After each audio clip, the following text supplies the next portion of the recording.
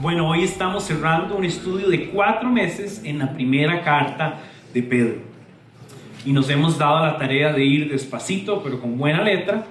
Y sobre todo que tenga un sentido de entender el texto, que es algo que nos importa mucho. Pero nos importa mucho también vivir y aplicar el texto.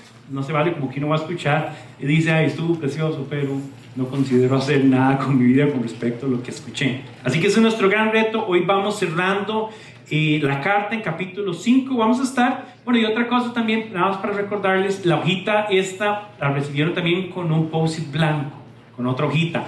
Esa hojita blanca o ese papelito blanco está hecho para que usted pueda compartir peticiones de oración. Así que si usted tiene alguna petición o algún motivo específico por el que quiere que estemos orando, será genial tenerlo por ahí. Pero bueno, como les decía, estamos cerrando serie de peregrinos, nos ha llevado un buen tiempo y yo sé que algunos, sobre todo los que están por primera vez, van a decir, y llegué al cierre y no voy a entender nada, pero bueno, no se preocupe, vas a entender y además voy a tomar unos minutos para hacer un repaso completo de todo. Todo el mundo dice, uy, no vamos a salir nunca de aquí.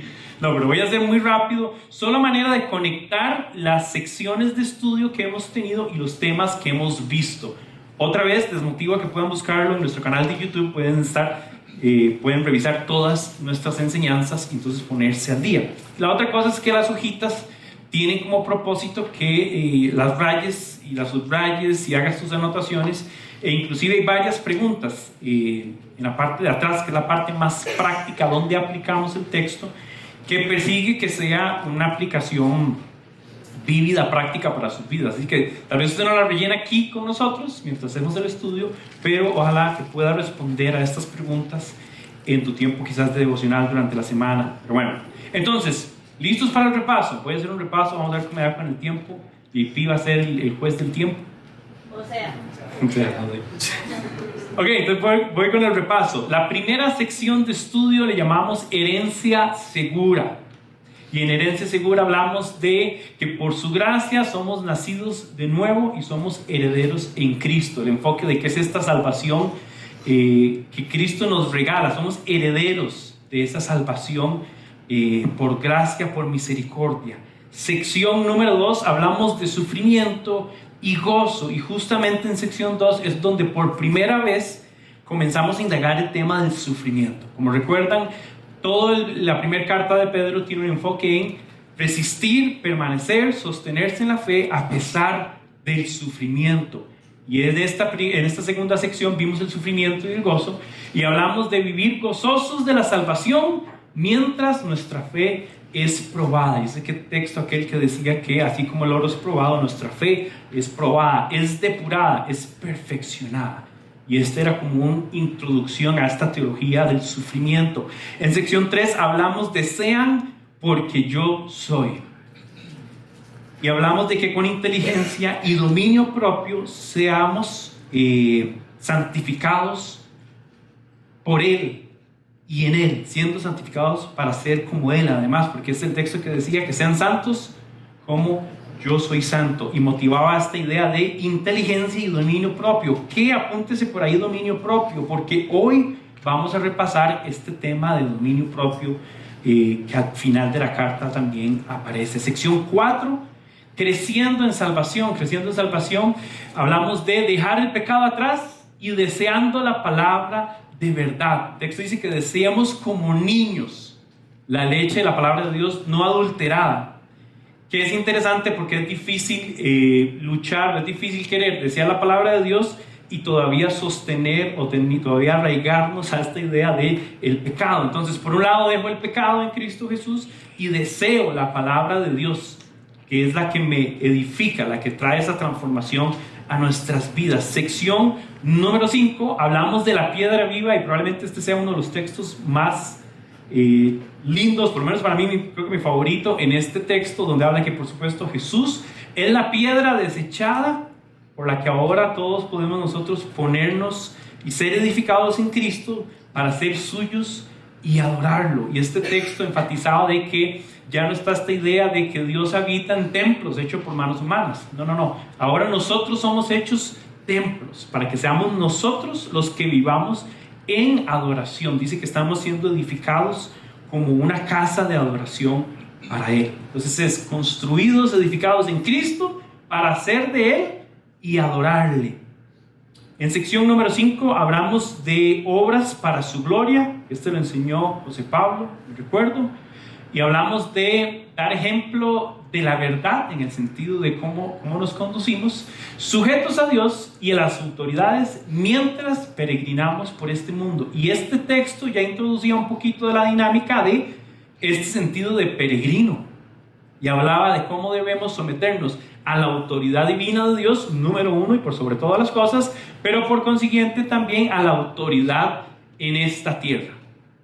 Siempre con un sentido de una vida ejemplar en la verdad y con un sentido de que no estamos en el destino final.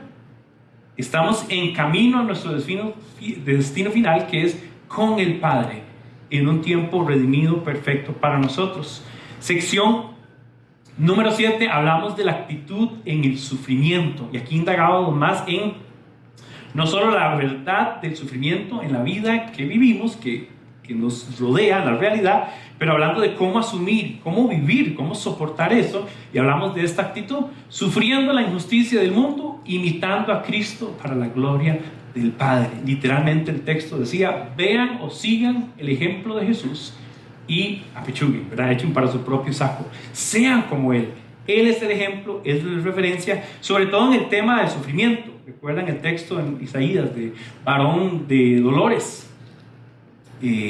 Jesús es literal el ejemplo esencial de cómo vivir en medio de la injusticia del mundo, pero vivir para la voluntad de Dios y para glorificar a Dios mientras peregrinamos. Estamos a la mitad. Sección número 8, hablamos de virtud y belleza. Y hablábamos que debemos someternos unos a otros, admirando la verdadera belleza que hay en la virtud entendiendo la virtud como todo aquello que es bueno, y si es bueno en cualquier momento y con cualquier persona. En esta parte de la carta ya se comienza a dar una interacción de cómo Pedro está aconsejándonos las relaciones. Entonces hablábamos del entorno en el que vivimos, autoridad, seguir la autoridad de Dios, sujetarnos a las autoridades, y aquí en este texto habla sobre todo, enfatiza en la dinámica de familia, esposos, ¿recuerdan? Esposos, esposas, y en esta dinámica hablamos de esta idea de virtud y belleza. Dice que la belleza de ustedes no sea la externa, no debe ser la externa, sino que debe ser lo eterno en Cristo Jesús. Sección número 9 hablaba de palabras virtuosas. Dichosos si sufrimos por la justicia, pero que podamos hablar con verdad en amor. Y esta hablaba del tema no solo de sufrir por la injusticia del mundo, sino que aquí también está el sentido de sufrir por causa de Cristo, y sufrir señalamientos y sufrir persecución, y aún así que de nosotros no salga el pagar mal por mal que decía el texto, sino que todavía de nosotros estamos articulando en verdad y en amor, que debe ir de esa manera, verdad y amor. Si usted lo que usted dice le pone mucha verdad y le pone poco amor, va a ser difícil con las relaciones, o sea, no vas a tener amigos. Pero si haces lo contrario es otro problema, porque entonces tienes mucha gracia y tienes poca verdad, entonces vas a tener muchos amigos, pero no sé si eso es necesariamente lo que quieres, tener un montón de amigos pero donde la verdad no tiene ningún valor. Entonces este consejo de sufrir por causa de la justicia y aún hablando verdad y amor es importantísimo. Sección número 10, ya este es Pedro capítulo 3, preparados para sufrir. Esta la enseñó José Pablo, me parece también.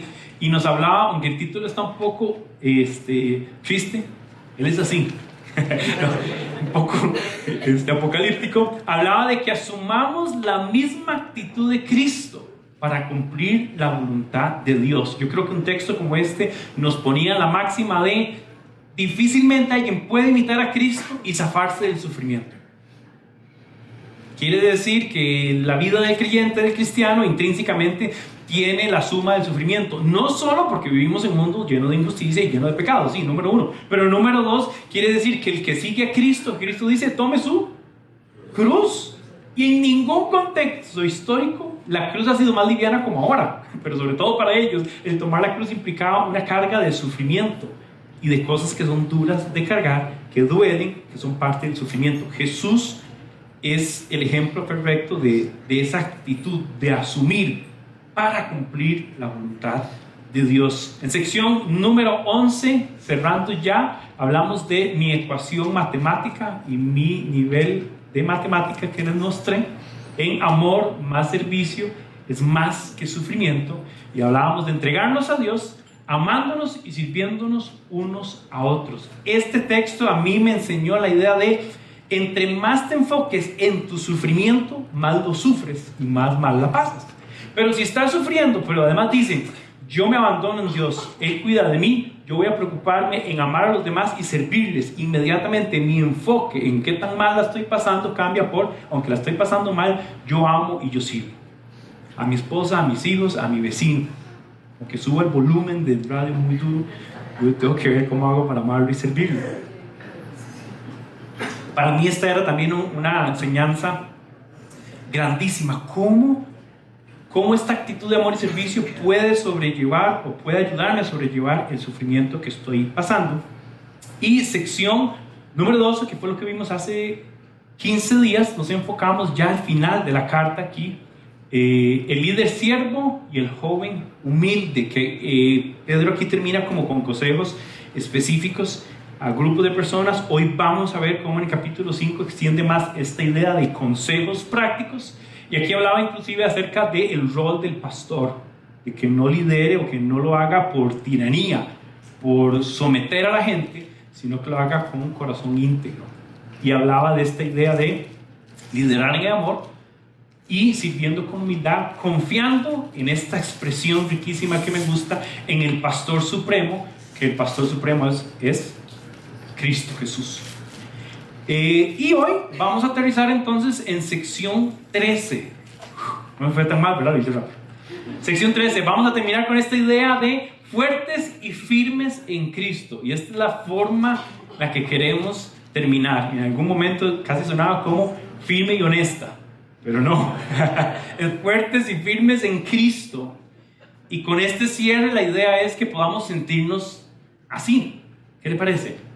Pues vamos a orar y vamos a entrarle a este texto, algo que mientras yo hacía este repaso y trataba de resumir 15 versículos en 2 frases, algo que me sentía muy agradecido y muy contento es que tal vez la gente, algunos de ustedes pueden decir, José Pablo y Diego siempre están enseñando de un montón de cosas que saben y vienen y lo comparten así nomás, pero no, resulta que para mí, y yo sé que para José Pablo es igual, meternos en el texto y estudiarlo y leerlo y compararlo es un ejercicio propio de disfrute. Entonces, ojalá alguien aprendió algo durante estos 4 meses que dice: me estoy quedando con estas 2 ideas grandes con las que estoy creciendo y aprendiendo. ¿Alguien tiene esa sensación? Que sea uno.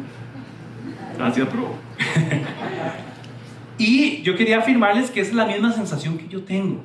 Las personas que se paran aquí al frente para compartir algo no lo hacen desde un sentido de superioridad ni de grandeza, sino que lo hacen desde el privilegio de pasar por el texto para también compartirlo. Y yo sentía esto esta semana orando por este cierre, y este último resumen que hice es cuánto aprendí, y eso es algo bueno. Oramos. Papito, gracias por esta mañana, gracias por la oportunidad que nos das de reunirnos en el nombre de Cristo, el pastor supremo, el que cuida de nosotros. Y queremos tomar este tiempo para afinar nuestro oído a tu palabra, que tu palabra sea viva y eficaz, productiva en nuestras vidas, que produzca lo que tú quieres en nuestro carácter, en nuestro pensamiento y en nuestras emociones, y que caminemos en esa conciencia y en esa convicción de que tú eres el fundamento, la roca firme. Tú estás edificando, estás haciendo algo mientras nos acompañas peregrinando por la realidad de este mundo. Así que te pedimos que nos lideres, que nos guíes y nos hables en este tiempo que queremos dedicar a la exposición bíblica. En el nombre de Cristo Jesús oramos. Amén. Amén. Hablando del tiempo que tomamos para preparar, comenzaba a preparar esto hace como 15 o más, tal vez más, por lo menos 15 días. Y tengo la cosa que siempre discuto con mi esposa, que comienzo a estudiarlo, tal vez lo comparo con unas versiones y comienzo a escribir algunas cosas, pero pero siempre lo voy cambiando. Es como que dices, ya está listo. Y después se vuelve a sentar otro rato y dice, no, ya quedó. Entonces las notas me decían, dice, ¿usted se guía por eso? Yo, son los jeroglíficos para entrarle hoy al texto. ¿Están conmigo? Entonces, si todos tienen hojita, lo leemos de la hojita. Si no, de su Biblia, será genial. Y vamos a usarla en otros pasajes, en otros versículos. Lo leo para ustedes. Esta es Nueva Versión Internacional, por si acaso. Todas las referencias de los textos que usamos en las hojas son Nueva Versión Internacional. Por supuesto, usted puede consultar cualquiera. Las versiones o las traducciones son eso, traducciones. Observar, dice, ok, practiquen el dominio propio y manténganse alerta. Su enemigo, el diablo, ronda como león rugiente, buscando a quien devorar. Resístanlo, manténgase firme en la fe, sabiendo que los creyentes en todo el mundo soportan la misma clase de sufrimientos. Luego de que ustedes hayan sufrido un poco de tiempo, a veces uno siente que no es tan poco tiempo, ¿verdad?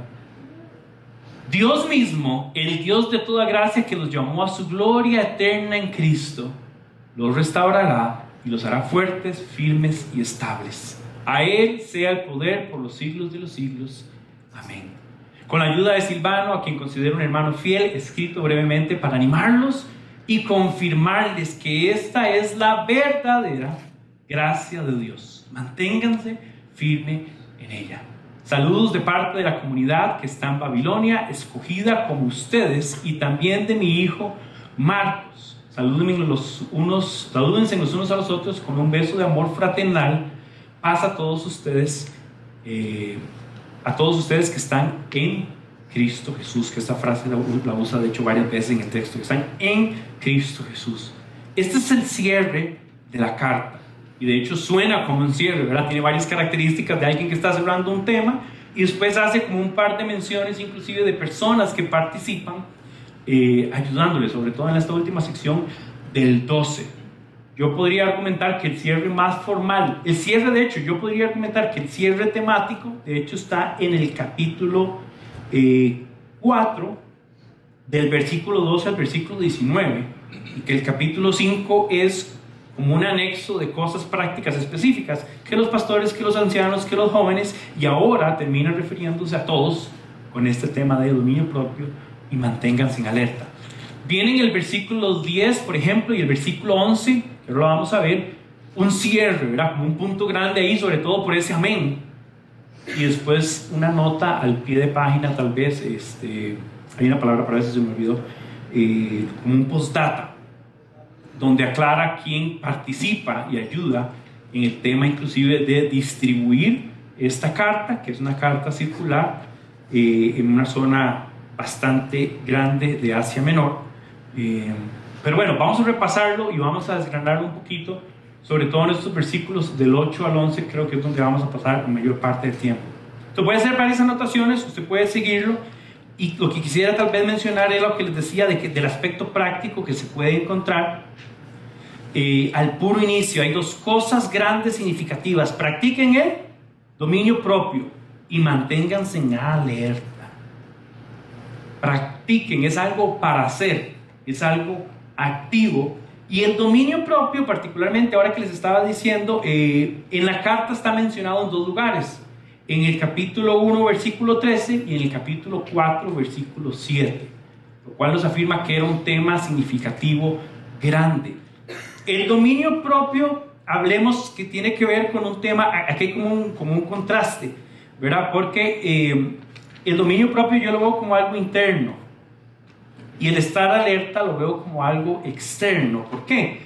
Porque el dominio propio refiere a que usted tenga conciencia, claridad mental de quién es en las circunstancias específicas y corresponda bien a lo que se espera de usted. O sea, usted tiene dominio propio, tiene certeza, no se deja mover por impulsos o emociones. Si alguien ocupa entender más el tema de las emociones, vea Intensamente. No, mentira. Se puede ayudar, sobre todo si usted tiene entre 5 y 15 años. No, pero literal el dominio propio tiene que ver con la capacidad que usted tiene de moderar sus emociones. La última vez que a usted le faltó el dominio propio fue probablemente cuando una emoción se le sublevó ahí, ¿verdad? Se le dominó y se manifestó algo que no quería.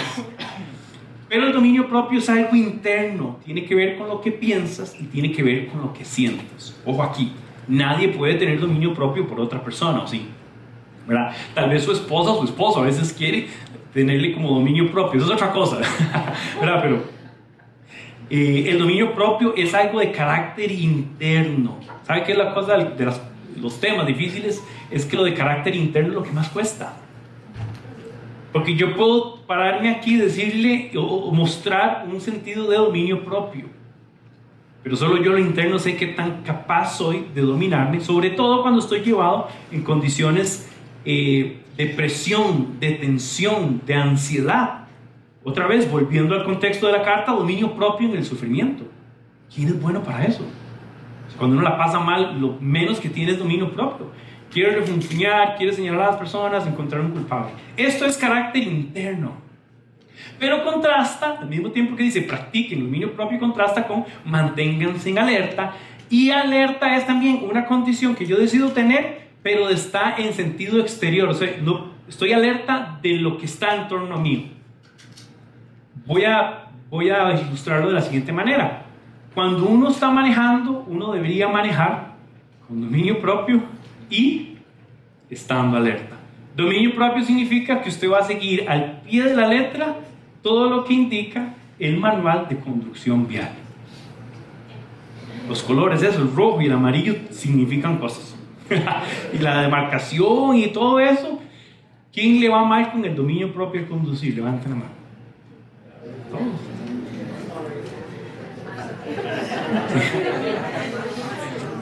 Pero ve qué curioso, si usted no tiene dominio propio, usted corre su riesgo personal, porque usted es imprudente, va corriendo, se brinca al alto, se brinca al rojo. Entonces la falta de dominio propio te pone en riesgo, te puede hacer pasarla mal.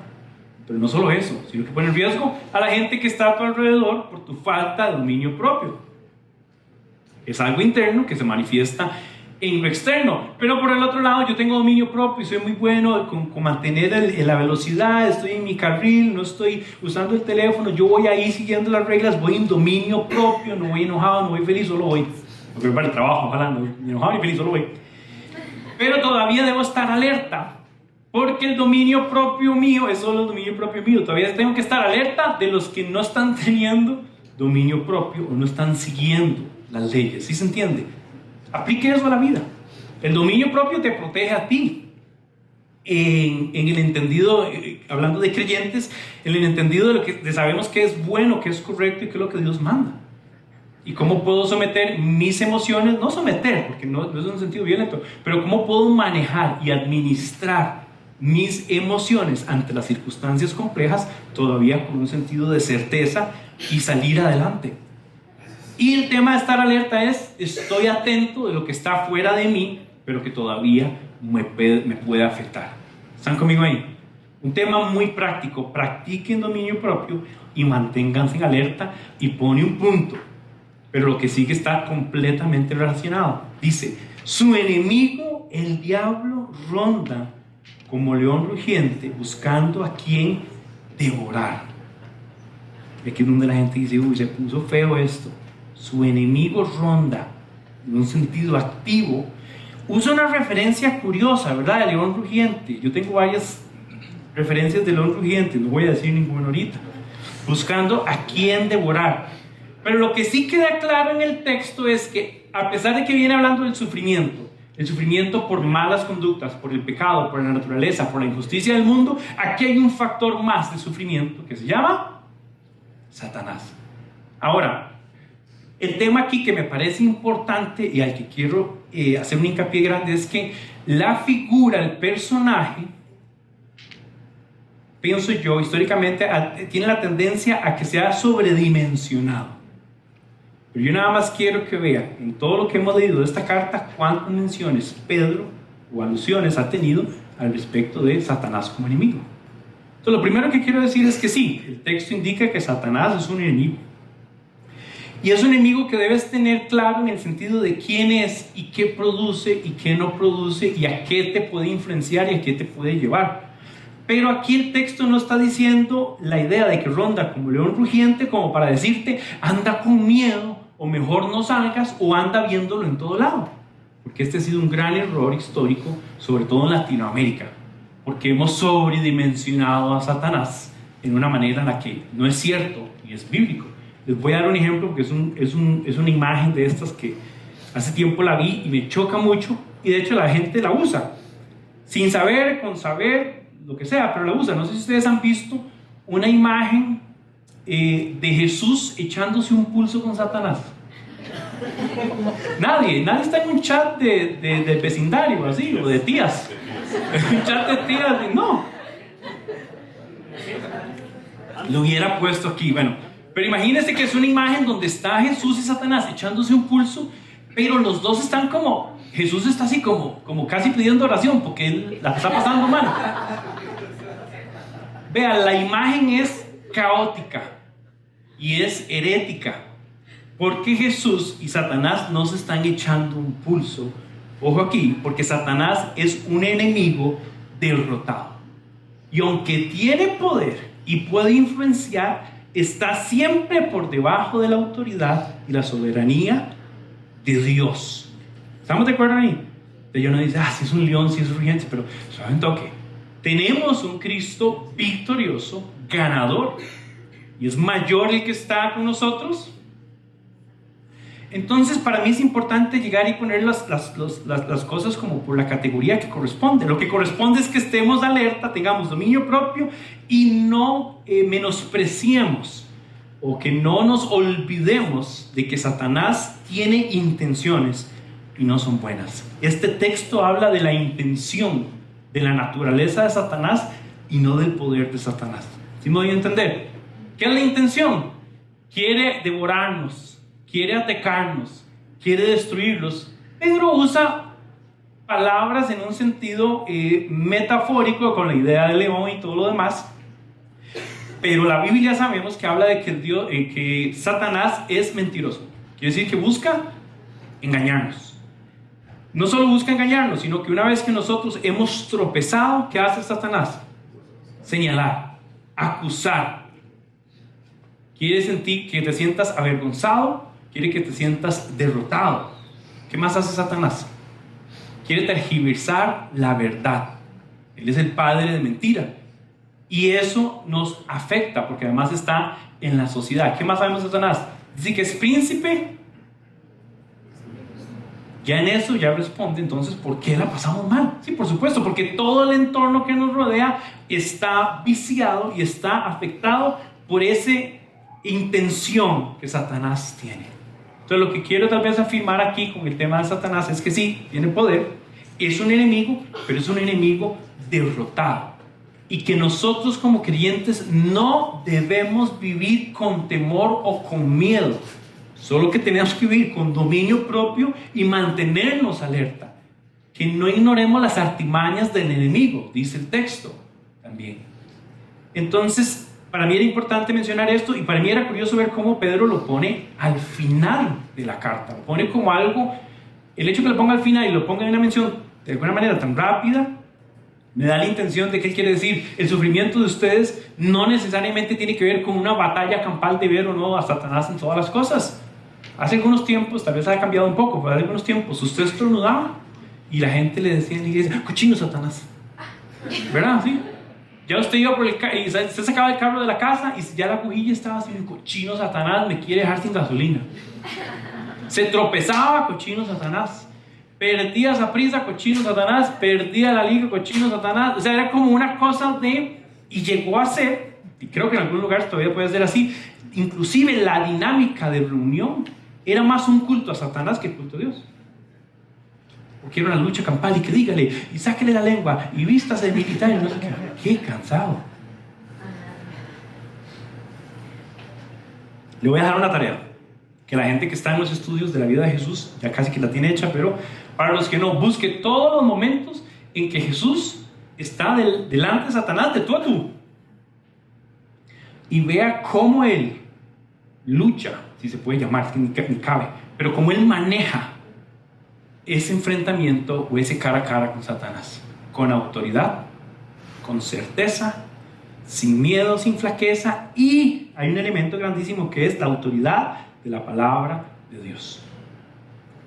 Pero bueno, con ese apartado voy a seguir porque lo que sigue conecta un montón con esto y voy a ponerlo en amarillo.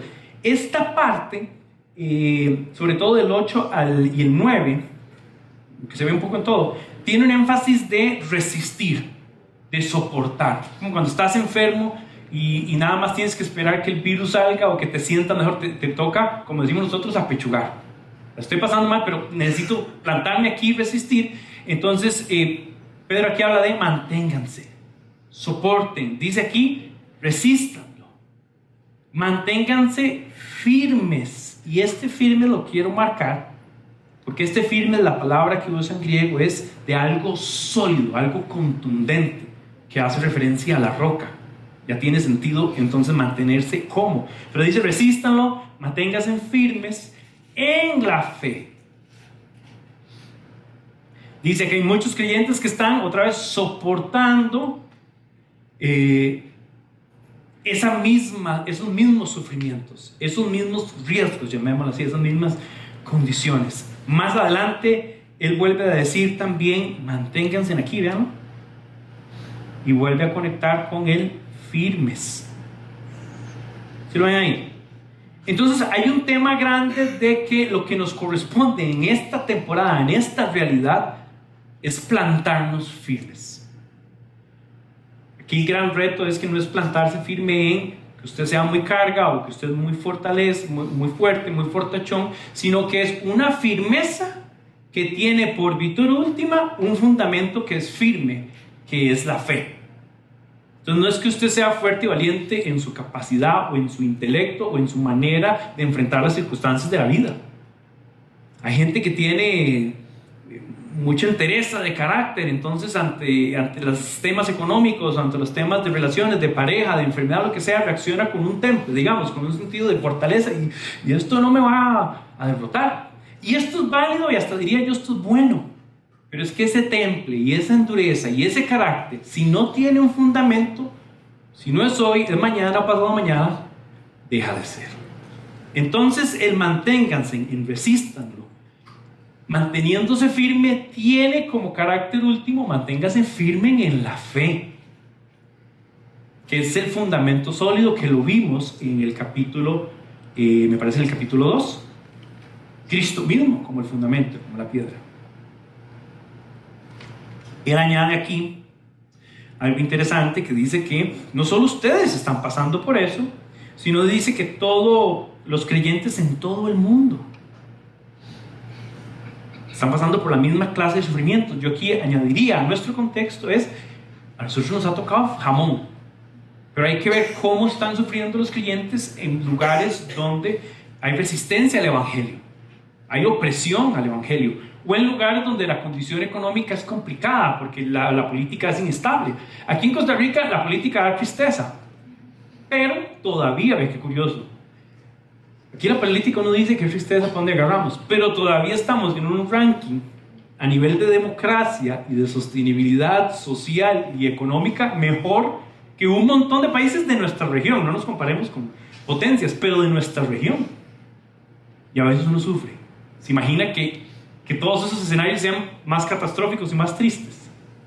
Por eso, como digo yo, Lucas, mejor póngase a orar y dale gracias a Dios. Cuando dice, papi, no me gusta, eso es lo que hay.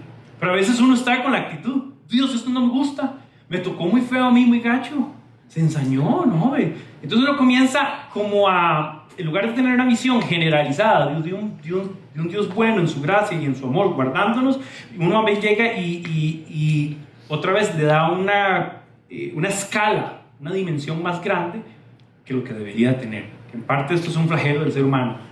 La estoy pasando mal y a veces en lugar de reaccionar correctamente, firme en Cristo, más bien quiero hacerlo más grande.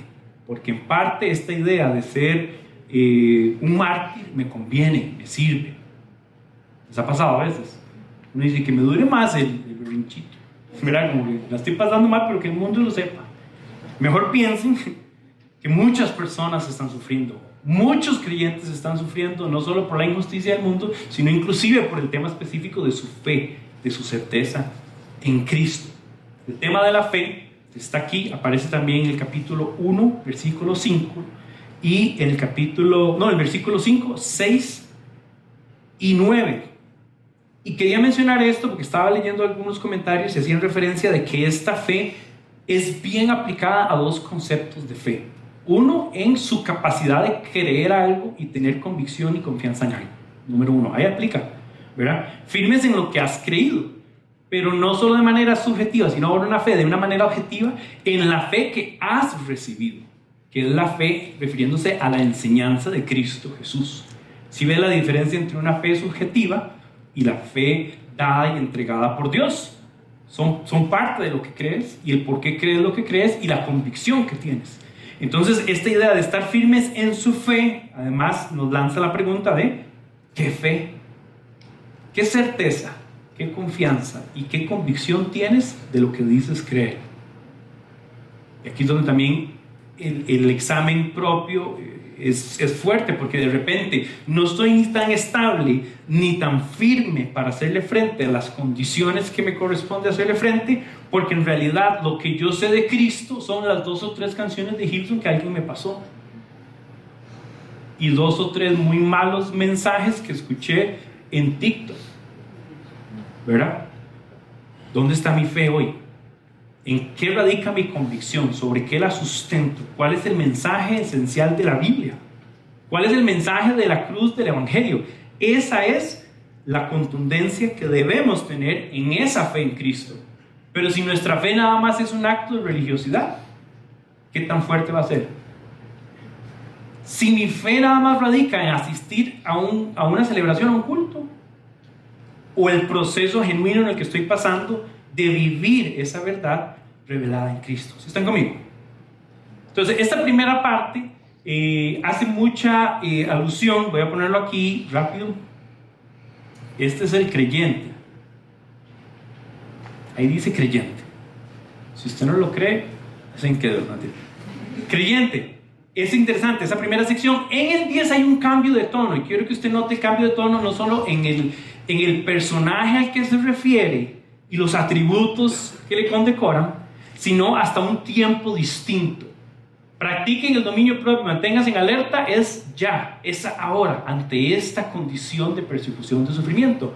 El 10 me encanta porque le da un contraste de la posición del creyente ahora, y el 10 habla de Dios, de su carácter, de sus atributos y de un futuro eterno. Y es la parte como esperanzadora. Después del soportan y resistan y resistan y resistan, viene algo glorioso que me parece que Pedro con toda razón lo deja como de último ahí al final de la carta. Dice, luego de que ustedes hayan sufrido un poco de tiempo, y está la referencia del tiempo, un poco de tiempo, aquí está el personaje central de esta carta y de todos los libros y de todo el contenido. Dios, expresión que usa es chivísima, Dios mismo, Él mismo, ¿verdad? Más adelante van a ver que Él agrega también a Cristo, la persona de Cristo también, pero aquí en referirse a Dios está hablando como de ponerte de primera entrada la máxima de la gloria, omnipotencia, poder de Dios. Dice Dios mismo, Él mismo, el Dios. ¿Cuál Dios? Le caracteriza una cosa: de toda gracia. La gracia hace referencia a ese carácter dador de Dios. La gente que tiene el carácter de dar es porque tiene para dar. Quiere decir que el que da es porque tiene. Quiere decir que habla de que la gracia habla de la capacidad de Dios, de lo que Dios posee, de lo que Dios hace y puede dejar de hacer cuando quiera, en todo momento, con solo el poder de su palabra. Ese Dios mismo, el de toda gracia, dice que nos llamó. Si alguien llama, tomó la decisión de escoger a quien llama. Es una atribución de Dios. Ay, pero es que yo no estoy seguro. ¿Por qué no? Yo tampoco estoy seguro. Lo que sí tengo claro y seguro es que Él, en su soberanía, escogió y también llamó. El hecho de que escoja y llame es una máxima de su gracia, porque Él puede hacer esto, pero nos llamó a la gloria eterna en Cristo. Es chivísima. Ahora, no sé si usted lo nota ahí, pero a mí me quedó hasta fácil de entenderlo. Aquí hay un contraste entre sufrir por un poco de tiempo, contrasta con la gloria ¿Usted qué quiere? ¿El sufrimiento o la gloria? Yo quiero la gloria todos los días de mi vida. Y el sufrimiento no tanto. Pero algo que me encantaba es la forma en que el escritor está diciendo, es que sí, es que nos corresponde sufrir por un poco de tiempo, pero lo que nos está dando este Dios maravilloso es una gloria, no por poco tiempo, sino una gloria eterna, que no radica en su capacidad de sostenerla, sino que es una gloria en Cristo. ¿Por qué? Les voy a decir por qué. Porque este sufrimiento por poco tiempo, ese tiene que ver con usted y conmigo en las decisiones que tomamos. ¿Alguien se ha puesto en situaciones difíciles por tomar malas decisiones? Usted dice, yo me creé esta bronca y ahora la voy a pechugar hasta que la pueda sacar. Esa es una razón, esa es la máxima de la naturaleza del pecado, nuestra condición. Pero está también la injusticia del mundo. ¿Quién provocó la injusticia del mundo? El pecado. En parte, bueno, en parte no, muy en la esencia del personaje que hablábamos al inicio en el 8. Satanás, la injusticia. El mundo manifiesta la injusticia que Satanás en su rebelión plantó y nos heredó. Entonces todavía ese sufrimiento tiene que ver conmigo, tiene que ver con la naturaleza, tiene que ver con el pecado, tiene que ver con Satanás. Sufrimiento por poco tiempo. Pero esta gloria no tiene que ver con nadie más que con el Padre mostrándose en el Hijo. Esa gloria no depende de mí, no era porque yo cantaba mucho, o porque yo asistía mucho a un lugar, o porque yo de pequeño casi no hacía las cosas que los otros niños hacían. Siempre hay un sentido de que la gloria me la gano porque soy mejor que los otros. Y eso es absolutamente mentira. Eso es un dejo de la religión. De que entonces hay unos que son más buenos y reciben más gloria. No, nadie recibe gloria de nada porque no hay bueno ni uno. Sino que esa gloria es dada de la gracia del Padre porque es la gloria del Hijo. Reside en Él, está en Él. ¿Sí me explico la diferencia y el contraste que hay entre el tiempo, el momento, de dónde viene el sufrimiento, pero de dónde viene la gloria? Si esa gloria es la gloria de Cristo, por supuesto que es eterna. Y esa yo creo que es la máxima del peregrino. ¿Para dónde vamos entonces? Para la gloria eterna. ¿Y por dónde estamos pasando como peregrinos? Por un sufrimiento por poco tiempo. Mejor hubiéramos leído esto y no leemos toda la carta, ¿no? Estoy tratando de sintetizar un poco de todo. Dice que esa gloria no se queda ahí, sino que se queda en algo que Él, no solo que va a hacer, yo aquí atribuiría estas palabras a algo que está haciendo activamente, que dice que los restaurará, los hará fuertes, firmes y estables. Ya se dieron cuenta que firmeza y solidez es algo grande en este texto, es algo grande en toda la carta. Él nos va a dar esta idea de firmeza y estabilidad, de fuerza, es parte de quién es Cristo. ¿Cuándo vio usted a Cristo con flaqueza de carácter?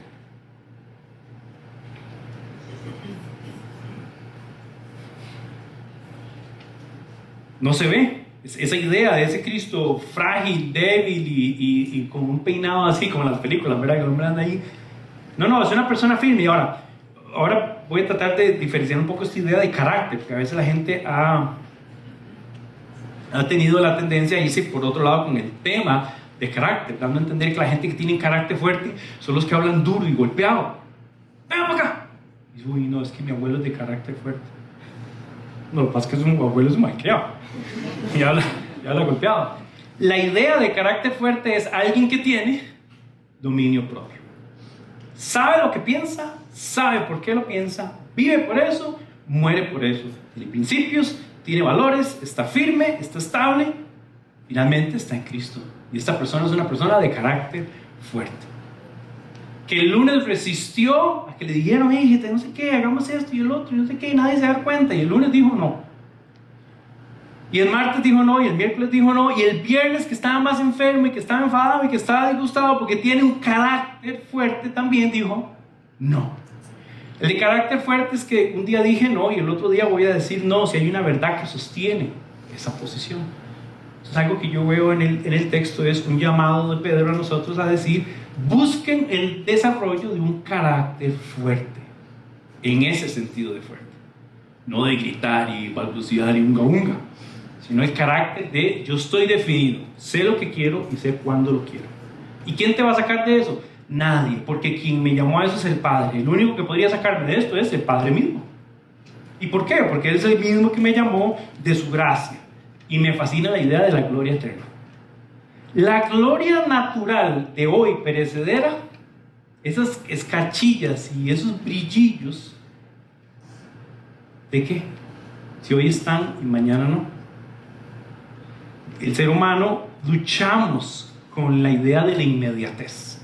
Y un gran reto como creyentes que tenemos es no le hagamos atajos al sufrimiento por corto tiempo, esperanzados a una gloria efímera. Sometámonos al proceso para experimentar la gloria eterna. Esos atajos religiosos de que pacte, que done, que este tipo de cosas lo han escuchado. Esos son atajos religiosos burdos, indecentes. Lo cierto del caso es, Cristo te llama, vos correspondes a su amor, su gracia, su misericordia y te sostiene. ¿Qué me sostiene? La gloria eterna. Tengo anticipación por eso. ¿Y por qué me sostiene? Porque Él mismo me está fortaleciendo, me está haciendo firme, me está sosteniendo. Y al final aquí hacen una cosa que ya habíamos visto. Y voy a ponerlo morado también. Dice, a Él, ¿a quién? A Cristo Jesús. Sea la gloria, otra vez del tiempo.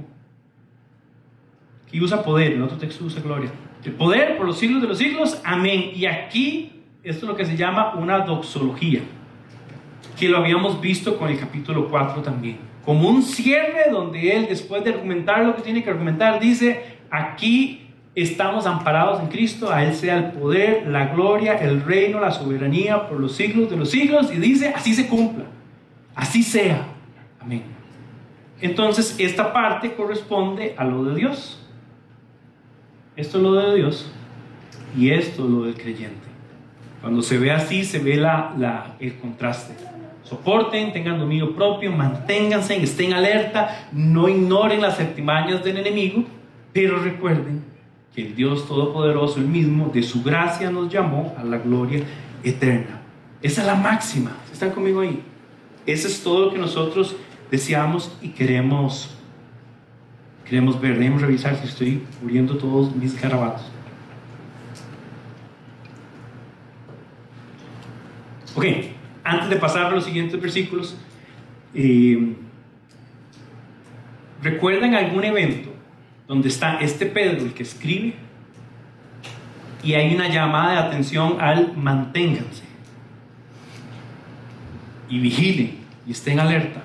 Le puedo recordar bien rápido. Jesús con sus discípulos, habían 3 cercanos que él llama, y entre esos 3 está el escritor de esto, Pedro. Juan, Pedro y Jacobo están con Jesús en Getsemaní.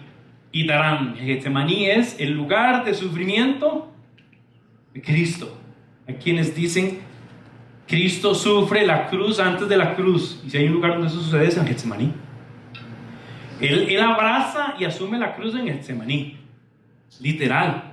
Y él llama a sus discípulos para que estén orando. Unos se quedan en un grupito y él hace uno más cerca. Y él les dice, quiero que se mantengan, ¿se recuerdan? Alerta.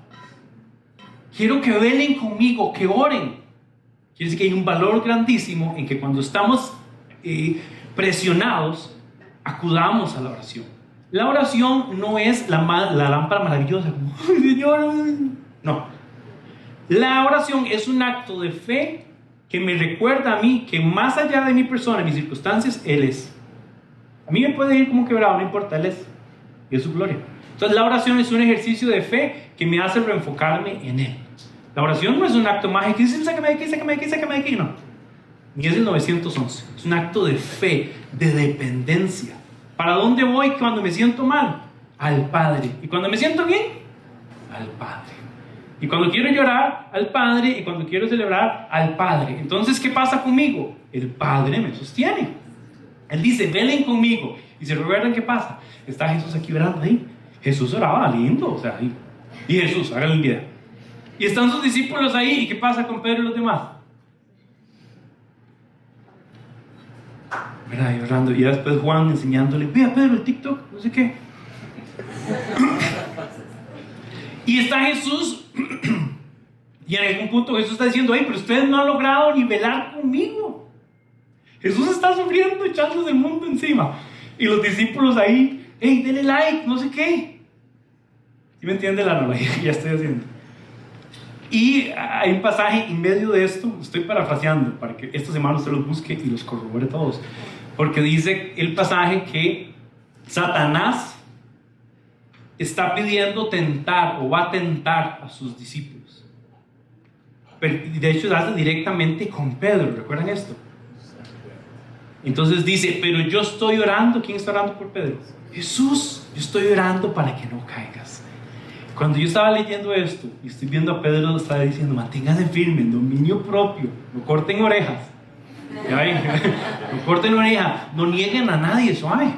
Está poniéndose feo, pero entonces todo esto para ilustrarlo, que viene de un hombre que sabe lo que es, por falta de dominio propio, de no estar alerta y no de resguardar, sucumbir inicuamente ante el león devorador. ¿Sí se entiende? Estúdienlo, porque si lo estudian y lo ven en detalle, va a ser muy rico para ustedes hacerlo. Pero yo pensaba en esto, yo decía, es el consejo de un discípulo cercano de Cristo que sabe que lo que Cristo le enseñó y le modeló es lo que te sostiene. Ese mismo Cristo, 3 días después, el sufrimiento fue un ratito, pero esa resurrección hasta el día de hoy resuena y retumba con poder y con gloria eterna. Ese mismo Jesús le dice, Pedro, desayunemos. Y sentado con él le dice, ¿me amas? Y es donde la gente hace referencia a que Jesús restaura. ¿Sabe qué estaba pasando con Pedro probablemente en ese momento? Se sentía culpable. ¿Qué es lo que hace Satanás? Tenía pena. Era probablemente el discípulo que más esperaba, porque era probablemente el mayor de los discípulos. Y Jesús, el amor, le dice, no tengas miedo, no tengas vergüenza, no tengas pena, arrepiéntate, sígueme. Es lo que hace el maestro, le dice a sus discípulos, sígueme, o sea, sigue. No es porque algo sucedió que no pensabas que iba a suceder, vas a dejar todo caer, no, sígueme. Y además dice, apacienta mis ovejas. El mismo que escribe y reconoce que es Jesús, el pastor supremo. ¿Está conmigo ahí? Okay. Vamos a movernos más rápido. El 12 es un postdata. El 12 en adelante menciona, voy a hacer esto más rápido, dice que con la ayuda de Silvano, a quien considero un hermano fiel, he escrito brevemente para animarlos y confirmarles que esta es la verdadera gracia. Aquí me hace pensar que él quiere hacer hincapié en la enseñanza que ellos han dado y no quizás otras cosas que vengan por ahí. La mención de Silvano es curiosa. La mayoría de los teólogos coincide en que este es Silas. ¿Se recuerdan? El que es compañero, cobrero también de Pablo, que me parece que a partir del segundo viaje anda con él. Tiene todo el sentido que sea Silas. ¿Por qué? Porque le da un sentido de autoridad. Él no mencionaría que alguien está asistiéndole en redactar esto, a no ser de que sea conocido para la gente que le está escribiendo. Entonces es probablemente que este Silas, que tiene un carácter de líder reconocido dentro de los pueblos donde él se está distribuyendo esto. Y dos cosas con Silas. Silas está ayudando a Pedro a depurar su griego. ¿Se recuerdan de dónde sale Pedro? Pescador de Galilea. O sea, en cuanto a su nivel de escolaridad, bajón. Entonces, lo que está haciendo Silas, Silvano, yo creo que la discusión viene porque hay una expresión griega del nombre y parece que hay una expresión que corresponde a una latina, del latín, pero corresponde a la misma persona. Pero lo que está dando a entender es que Silas le está ayudando a que su texto esté depurado, o sea, que le ponga tildes. A mí me pasa eso con JP. Yo escribo, pero mi mente va tan rápida, y como mi mente es una mente creativa con escarcha de colores y dibujitos, yo escribo y después paro y después veo qué puse. Entonces yo le digo a Silas, me pongan los puntos y las tildes a ese, porque yo nada más escribí. Entonces él afirma dos cosas, y es importante notar aquí, viene el propósito. O sea, alguien al final de 4 meses no entendió el propósito de la carta, aquí se lo voy a soplar. El propósito de esta carta es animarlos y confirmarles que esta es la verdadera gracia, y les dice que en esa gracia manténganse firmes. También hubiéramos leído solo ese, Ese es el propósito de la carta. Añade, saludos de parte de la comunidad que está en Babilonia. Este es un pasaje curiosísimo. El 13 específicamente, porque lo que dicen los teólogos es que parece que está como encriptado. O sea, que él quiere decir algo, pero no está usando las palabras específicas para decirlo, sino que lo está como lo deja de entrever sin decirlo. ¿Por qué? Porque aquí hay una consideración que algunos han dicho, saludos de parte de la comunidad que está en Babilonia, que dice, escogida como ustedes. Entonces, aquí hay dos palabras que la gente discute. ¿Quién es Babilonia? Porque no hay registro de que él ni nadie haya ido a Babilonia en este tiempo. O sea, del desarrollo de la iglesia en el primer siglo, en este tiempo no hay referencias a esto. Entonces, lo que la gente dice es que cuando él se está refiriendo a Babilonia, voy a ponerlo aquí, se está refiriendo a la iglesia. Se está refiriendo a Roma. Cuidado. A Roma. Y está haciendo alusión cuando dice escogida, y cuando dice también saludos de parte de la comunidad, y dice escogida entre ustedes, está haciendo referencia a la iglesia. Y dice iglesia claramente. Uy, mira, no se escribió todo. Ahí ya. Entonces habla en una manera como de código, refiriéndose a Roma como Babilonia y a la iglesia como escogida. Hay algunos teólogos que curiosamente dicen que él está haciendo referencia a la esposa, que él está con su esposa escogida como ustedes. Lo digo porque es la cosa que encontré, pero todos van por la idea de que se refiere a la iglesia. Sí, no sé. Dice, como ustedes, y también de mi hijo Marcos, que también usa otra expresión donde claramente no hace referencia a que sea el hijo, pero lo que hace referencia a este Marcos, esto es curioso, este Marcos es el que está haciendo el trabajo de Silas en el Evangelio. El Evangelio de Marcos, quien está dando testimonio del Evangelio es Pedro, y quien lo está sirviendo de copista es Marcos. Entonces es interesante ver también la colaboración o la manera en que estos participan. Marcos está en Hechos, y Marcos también se une a Pablo en sus viajes misioneros, y hay quienes creen, que ya es como una creencia de tradición, pero es bastante posible que esta referencia de mi hijo es porque es probable que haya sido de Pedro que Marcos escucha el Evangelio. Entonces una comparación interesante que podemos hacer es como Pablo menciona a Timoteo como hijo, y Pedro menciona aquí a Marcos como su hijo. Lo que está hablando es del afecto que tiene, de cómo han colaborado en el Evangelio, y yo agregaría, porque no, es el sentido de discípulo, de formado, de enseñado, de haber hecho cosas juntos y de participar en el Evangelio. Al final dice, salúdenme los unos a los otros con un beso de amor fraterno. Por favor, no practiquemos esto aquí entre varones. Dame la mano a mí. Claro. No, pero bueno. Al final dice paz a todos ustedes, y termina con esta expresión que estuvo en la carta, en Cristo. Y me encanta porque esta paz también es esta expresión shalom, que no solo la paz de no guerra, sino la paz en un sentido de bienestar amplio. O sea, que todo te vaya bien, que te sientas bien, que prosperes, que tus relaciones, que todo en un sentido más grande esté en orden. Y la única forma que alguien puede experimentar esa paz es en Cristo. ¿Están conmigo ahí?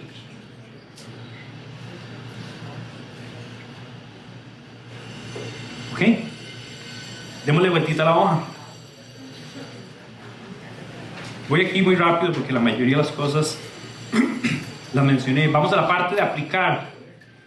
Entonces, dos cosas grandes que quiero que apliquemos aquí y muy rápido.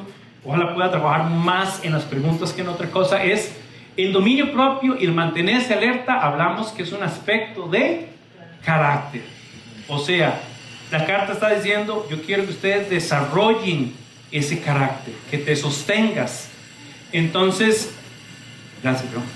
El dominio propio, lo voy a poner de esta manera, el dominio propio es lo que debo hacer, lo que debo ejercer, la expectativa de Dios, pero es una expectativa de Dios que solo puede ser llevada si tengo esta firmeza en la fe, que es el fundamento de Cristo.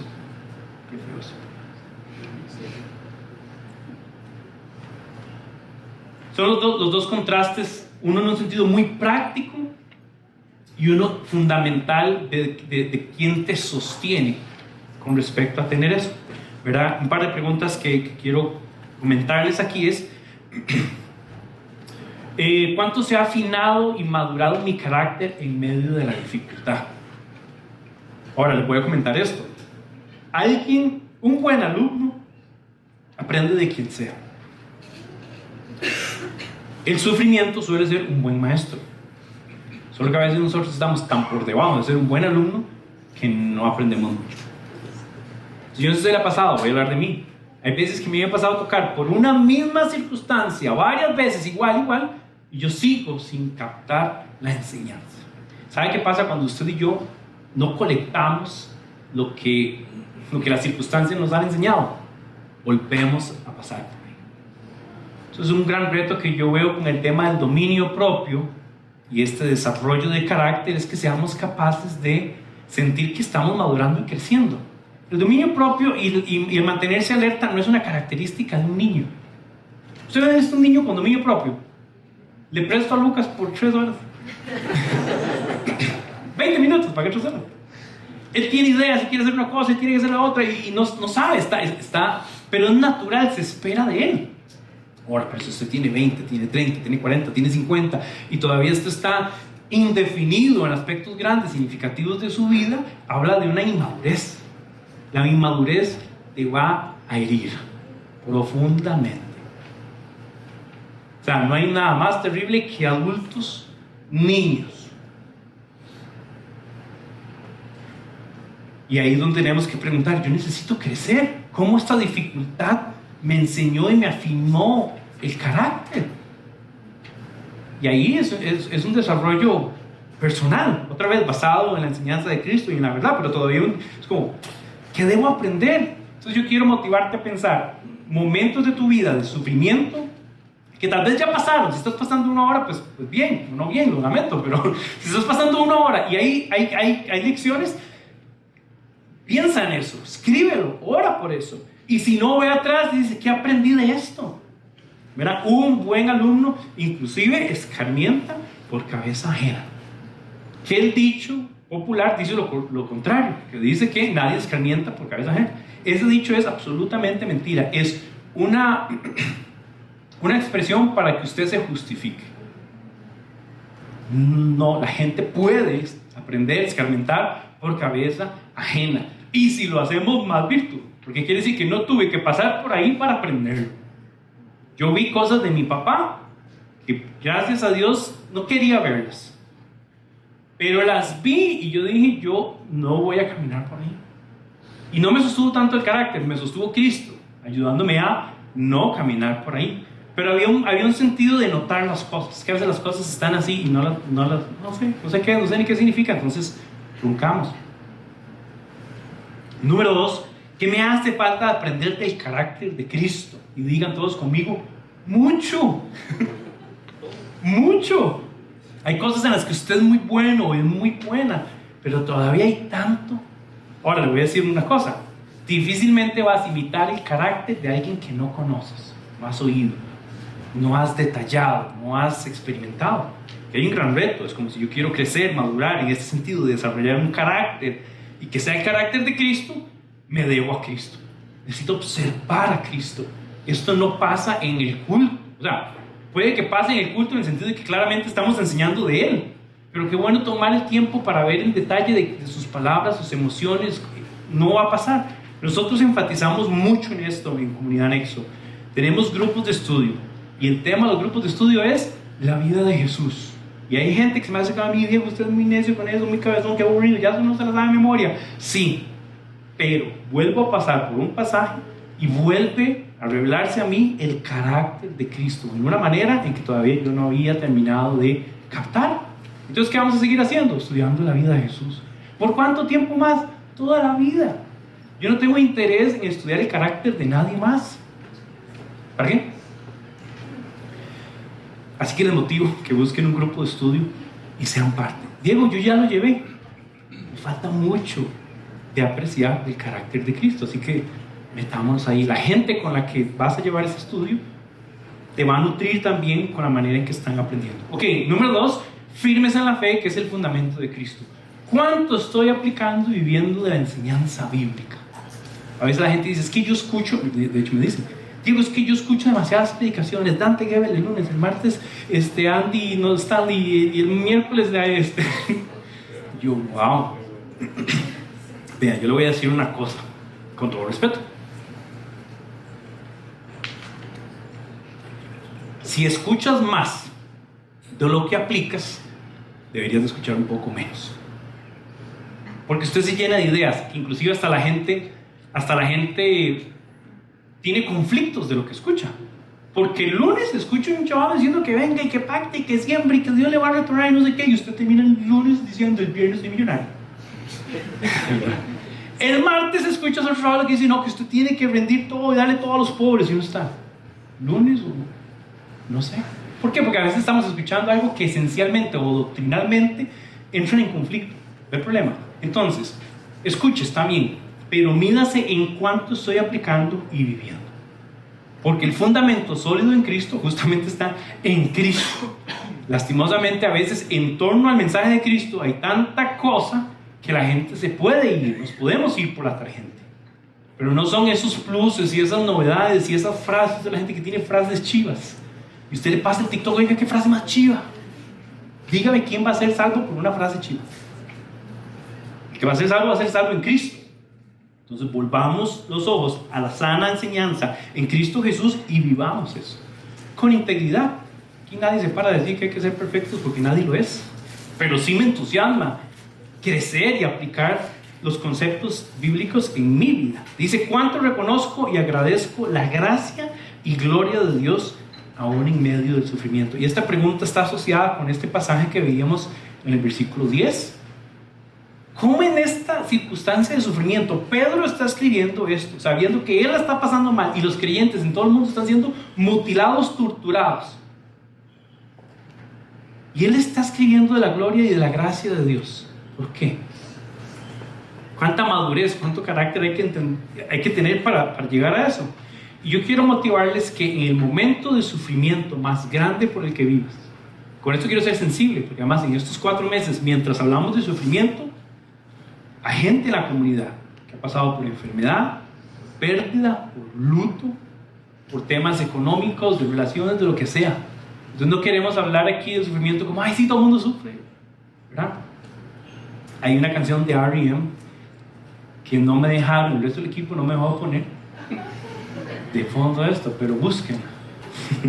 Y entonces no es esa insensibilidad, más bien es llegar y decir, en el punto más crítico de tu vida, alza los ojos, mira la gloria de Dios y ahí está tu máxima. Hay un pasaje en el que Pedro discute de esta idea del aguijón, que inclusive lo asocia con Satanás, que es una cosa en la carne que le está molestando, que le está haciendo sufrir y la está haciendo mal, y la respuesta de Dios dice, bástate mi gracia, que Pedro pone aquí. Entonces un gran ejercicio es, en medio de su aguijón, sea lo que sea, ¿dónde está la gracia de Dios? ¿Cuándo te abandonó? ¿Cuándo te desesperanzó? ¿Sí, no? Ahí está. Y yo creo que hay un ejercicio grande en esto, porque es difícil, pero es la única cosa que puede sostenerte. En los últimos meses, cerrando con el tema de fuertes y firmes en Cristo, hablando con amigos, con conocidos, con personas, en consejería, en todo, qué duro es en una circunstancia decirle a una persona, sé fuerte. La única cosa que puedo decir, animarte, sé fuerte. También la persona estaba deseando escuchar, pero dime cómo salgo de aquí, y cómo me siento mejor, y cómo me libro de esto, y no tengo cómo. Y literal siento que Pedro está como, no sé qué más decirle, quiero animarles, quiero que sean fuertes, quiero que recuerden el Evangelio y vean la gloria de Dios en medio de tu circunstancia, y eso te sostiene. El que ha pasado y el que lo ha vivido sabe estar en el día más oscuro de sus vidas y que brille la gloria y la gracia de Cristo en medio de eso. Amén. Y así terminamos el estudio. ¿Cómo se sienten? Alguien en estos 4 meses dice, estas 2-3 cosas me han retado mucho, he crecido, he aprendido. Ojalá que sí. Nosotros no solo en el sentido de estudiar la Biblia, sino en el sentido de acompañarnos. Queremos hacer un rol pastoral que no solo tiene el ejercicio de la enseñanza, pero tiene el ejercicio del acompañamiento. Y en esta parte quiero aprovechar para decirles, nosotros estamos para enseñarles, pero queremos acompañarles. Usted dice, yo no sé con quién llorar, ni llámame. Y si no sé con quién reír, bueno, llámeme. Y queremos acompañarlos en la medida en que nosotros podamos acompañarles con sabiduría. De mí no van a escuchar, haz B, A, B, C, no te voy a decir qué hacer. Pero es bíblico que nos acompañemos, que nos consolemos unos a otros, que riamos con el que está riendo, celebremos, pero también suframos y nos acompañemos en el sufrimiento con los que están sufriendo. Esto es parte de la dinámica de iglesia.